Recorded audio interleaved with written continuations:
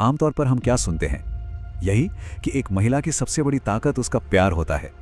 लेकिन क्या हो अगर एक प्राचीन ग्रंथ चाणक्य नीति हमें एक बिल्कुल अलग और कहीं ज्यादा जबरदस्त ताकत के बारे में बताए?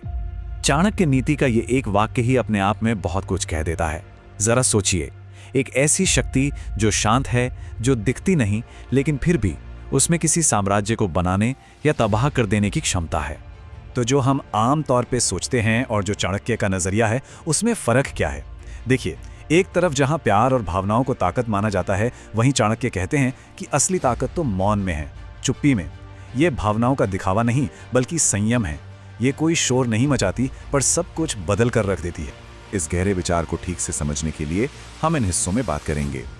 पहले जानेंगे कि इस शक्ति का स्रोत क्या है, फिर उन 5 खतरनाक शक्तियों को देखेंगे, फिर समझेंगे कि ये एक हथियार नहीं बल्कि आईना क्यों है, और आखिर में बात करेंगे अजेय महिला की। तो चलिए सबसे पहले और सबसे जरूरी सवाल से शुरू करते हैं। इस शक्ति का स्रोत क्या है? ये जो मौन शक्ति है, ये जन्म से नहीं मिलती। ये बस एक बहुत ही जरूरी एहसास से जागती है, और वो एहसास है आत्मसम्मान। ये वो एक पल है जब एक महिला को ये समझ आ जाता है कि उसकी अपनी कीमत किसी भी रिश्ते, इंसान या हालात से कहीं बढ़कर है। ये वो फैसला है जब वो कहती है बस अब और नहीं। और इसी एक पल में उसकी असली शक्ति का जन्म होता है, जो उसे ऐसा बना देती है जिसे कोई हरा नहीं सकता। तो चलिए आगे बढ़ते हैं। अब जब आत्मसम्मान जाग गया है, तो देखते हैं कि इससे कौन सी 5 खतरनाक शक्तियां पैदा होती हैं। और हाँ, यहाँ खतरनाक का मतलब विनाशकारी बिल्कुल नहीं है। इसका मतलब है इतना शक्तिशाली कि ये सामने वाले को अपनी हकीकत देखने पर मजबूर कर दे। पहली और सबसे बुनियादी शक्ति है मौन की शक्ति।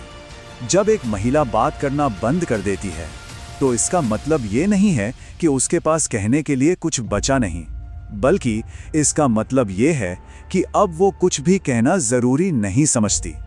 ये बात बहुत गहरी है। देखिए, उसकी चुप्पी एक आईना बन जाती है। वो हमला नहीं करती, बल्कि सामने वाले को खुद अपने किए और कहे पर सोचने के लिए मजबूर कर देती है। जो शब्द नहीं कहे गए, उनका सारा बोझ अब सामने वाले पर होता है। दूसरी शक्ति है उसकी नज़र की शक्ति।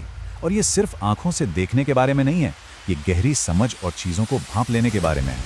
मतलब उसकी नज़र सिर्फ शब्द नहीं सुनती, वो उनके पीछे छिपे इरादों को पढ़ लेती है। सच्चाई क्या है, धोखा कहाँ है, स्वार्थ कितना है, सब साफ हो जाता है। और सबसे बड़ी बात, उसे एक शब्द भी बोलने की जरूरत नहीं पड़ती। उसकी आंखों में कोई डर या लालच नहीं होता, बस एक ऐसा साफ नजरिया होता है जो सामने वाले को अंदर तक बेचैन कर सकता है। तीसरी शक्ति वो है जहां आत्मसम्मान की भावना एक्शन में बदल जाती है। यह है आत्मसम्मान की शक्ति। जब वो व्यवहार में उतरती है, ये शक्ति उसके एक्शन में दिखती है। अब उसे किसी की मंजूरी की जरूरत नहीं है, और ना ही वो किसी और को बदलने की कोशिश करेगी। अगर कोई भी सिचुएशन उसे छोटा महसूस कराती है, तो वो बस वहां से हट जाएगी। क्यों? क्योंकि उसके लिए अकेले रह जाना अपनी पहचान खोने से बेहतर है, और उसका ये बिना लड़े चुपचाप चले जाना ही सबसे बड़ा जवाब बन जाता है। चौथी शक्ति इस एहसास से पैदा होती है कि उसे उठाने वाला कोई और नहीं, उसे खुद ही खुद को संभालना होगा। ये है भावनात्मक नियंत्रण की शक्ति। अब वो रोना, शिकायतें करना या किसी से उम्मीदें लगाना बंद कर देती है। खोखले वादों का उस पर कोई असर नहीं होता।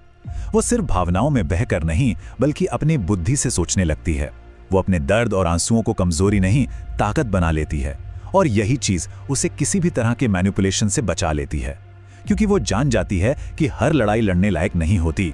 और अब पांचवी और शायद सबसे डिसाइसिव शक्ति, दूर चले जाने की हिम्मत।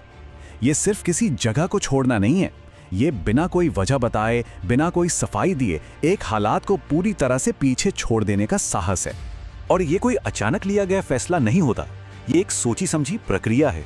सबसे पहले उसे एहसास होता है कि उसकी अच्छाई को उसकी कमजोरी समझा जा रहा है।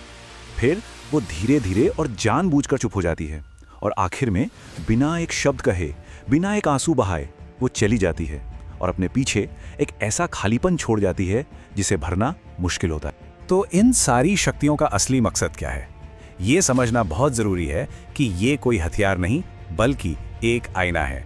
तो क्या इस शक्ति का मतलब किसी को झुकाना है, किसी पुरुष को घुटनों पर लाना है? इसका जवाब एकदम साफ है, नहीं। इसका मकसद किसी को नीचा दिखाना नहीं है, बल्कि उसे हकीकत के सामने लाकर खड़ा करना है। उसे ये याद दिलाना है कि सम्मान एक अधिकार है, कोई एहसान नहीं। तो जब ये सारी शक्तियां एक साथ आ जाती हैं तो क्या होता है? तब हम उस कॉन्सेप्ट तक पहुंचते हैं जिसे कहते हैं अजेय महिला। तो आखिर कौन है ये अजेय महिला? ये वो है जो अपने उसूलों से कोई समझौता नहीं करती, जो खोखले रिश्तों का बोझ ढोने से साफ मना कर देती है। और सबसे बड़ी बात, वो किसी और को ये हक नहीं देती कि वो उसकी कीमत तय करे। वो अपनी शर्तों पर जीती है, किसी पर निर्भर हुए बिना। और ये सारी बातें हमें एक आखिरी और बहुत ही गहरे सवाल पर लाकर छोड़ देती हैं। ऐसी महिला को आखिर कौन हरा सकता है जिसने अपनी असली कीमत पहचान ली हो?